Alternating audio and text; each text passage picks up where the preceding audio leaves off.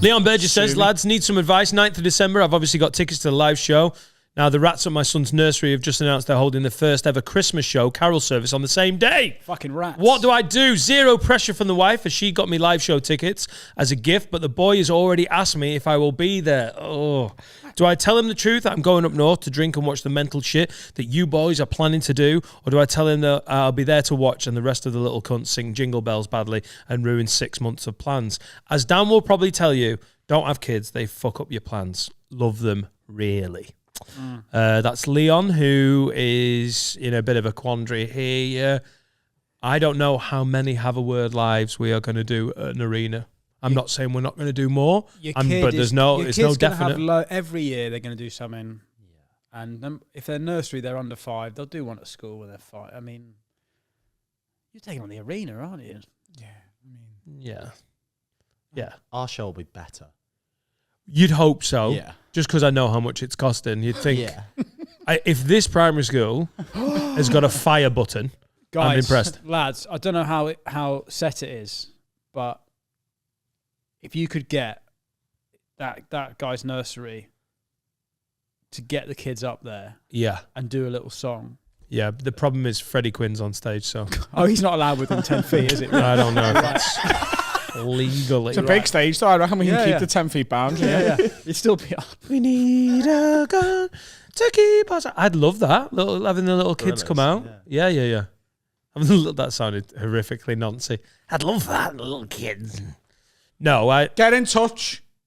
Email Finn. Is it Finn or Finley? Finley. Finley at haveawordnetwork.com. And Finn will arrange it. We'll have these as part of the live show.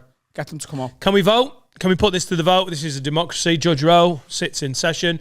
We're voting on whether Leon should go to the Have a Word live show or his kids, one of his kids' nativities. I'm voting live show. Live show. I'm voting live show, but with the kids coming up to be part of it. All right, cool. Yeah, there you go. If there's ever an opportunity to Adam to spend more money on the production of this show, he fucking takes it. They'll need, obviously, hotels for the teachers, a lot. Fuck it. Fuck it. We've gone bust. Doesn't matter. It's a spectacle. Will they need suits?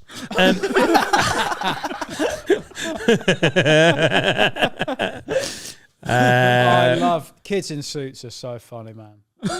Get them all in suits. 80s crushed velvet tuxes. Fucking love it. I want us to. I want us, me, Finn, Carl, Dan, for the after party of the arena. I want us all in matching crushed velvet suits. Yeah. Should we do a Have a Word? Should we do a Have a Word? We've not been doing Have a Words recently, have we? For Adam and Dan, fellas are the problems. Whole podcast. Now it's 10%. This is from Anonymous Lady. Wag-wag-lids. Don't know. Wag-wag-lids. Don't know if you need to have a word with me or my fella. We've been together nearly 2 years now. Live with each other for almost a year. We've talked about marriage, kids, the works. 90% of the time, everything is amazing. We get along great. He treats me like a queen. We work together. Sorry, I misread it. Treats me like a queen. We work together too. We work Somebody together. washes their chicken in the B-day. We work together too. I think this is where my insecurities come from. He's worked in our company for a while, and me not as long. He got me the job. Exes of his have also worked there, and many staff know them well. I hear stories of how he's fucked them in work and several places he's done it. Rooms I go in on the daily, and I'm reminded of. And even from his own mouth, he's never even once tried it with... even from his own mouth, he's told me the stories, but he's never once tried it with me. I know it's a big kink in general. If you work with someone you're sleeping with, it's kind of just a thing. And has been for him clearly in the past with everyone else. But if I bring it up, he just brushes past it, and it seems like a solid no. Says he's matured past it now, but I know it wasn't so long before me that one of these exes worked there, and everyone, including himself, still jokes about the stories and seems almost braggy. I'm up for quite a lot and quite a sexual being. I like trying new stuff and being a bit risky, and clearly so was he with them, but just not me. Have a word with me for feeling insecure and like I'm just inadequate to these other girls, or have a word with him for being a pussy-o and making me feel that way. I've tried other turn-ons, like lingerie and outfits, and he just doesn't seem to care for it at all. I don't know how to turn this guy on, and it's really upsetting me and making me feel like I'm just unattractive. Am I being paranoid? Sorry, that was there wasn't a lot of grammar in the right places. Cut out from that twice during that. Sorry, it was a slightly longer one. I don't think we need to have a word with either of them here. I just think it's possible that, you know, she is a little bit insecure, but that's okay, and maybe he just finds her repulsive in the workplace. So is it just is the kink issue just because she won't get banged at work? Right. I think it's because all your suspicions are correct. I think if he hadn't in the past, she wouldn't have an issue. No, but here's the thing. When you come to settle down, there is stuff that I've done in the past that I would not do to my wife out of respect because she kisses our child with that mouth, right? Do you know what I mean? She washes chicken in that bidet, for God's sake. She washes chicken with that arsehole. And you want me to go in then? Absolutely not.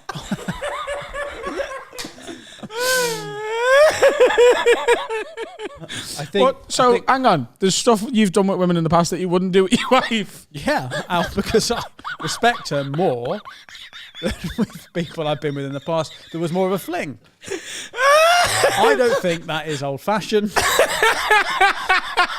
I know exactly you know what I mean. Yeah. When they're with someone, you go, well, this is clearly not going to be a thing. Yeah. You can't poo on your wife. Dig up. You cannot poo on your wife. Because if the baby starts crying, she's got shit in her chest, you're turtlenecking, what do? You go, fucking hell, we got to call grandma.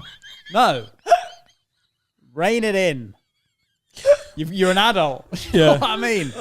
Minimum, you need a babysitter. At least. And a hotel room. Yeah. Yeah. You can't shit on anyone's chest when the monitor's on. No. I didn't say you can't shit on anyone's chest. You can't shit on your wife's chest. I love that she's like... If your mates are around and you had a few jars, you go, mine.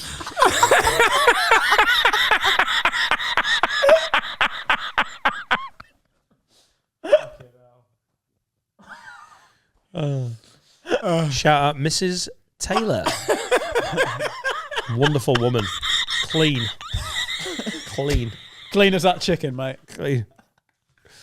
Fucking hell. I think you just try and nosh him off at work. I've forgotten what the question was. Is it? What can we just just trying to give some, like, yeah, I don't need you to have a word. If he's banged all of these birds in the place that you now work and everyone's like, do you remember when you fucked Big Jill on the photocopier?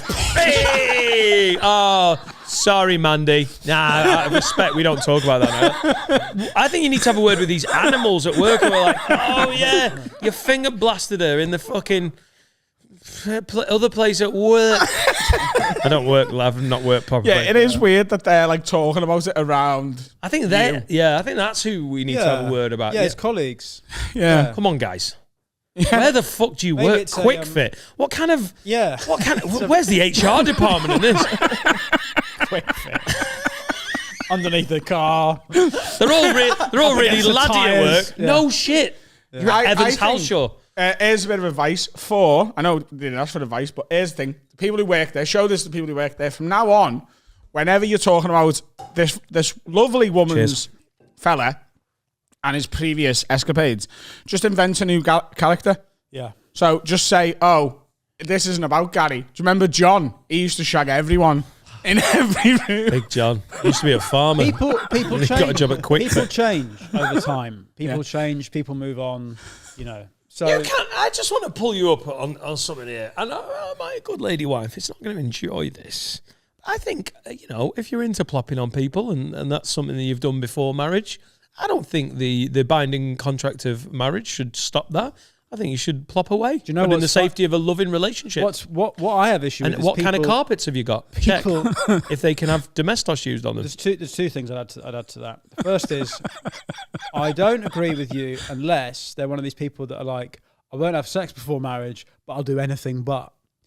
Anything but is far worse than sex. If you're at the altar and you're like, yeah, I've actually saved myself for marriage. I mean, you shat on my chest, but my vaginal virginity is intact. because I believe in the Lord. That's horseshit. Yeah, arsehole in tatters, but Yeah. Jesus loves a bumhole. Brett Goldstein, who's now very famous, told me a story of, I don't know if it's an urban myth or it's friends of his, but this couple that had been together for years, they'd done everything. They'd done absolutely everything, but they'd never done stuff with shit.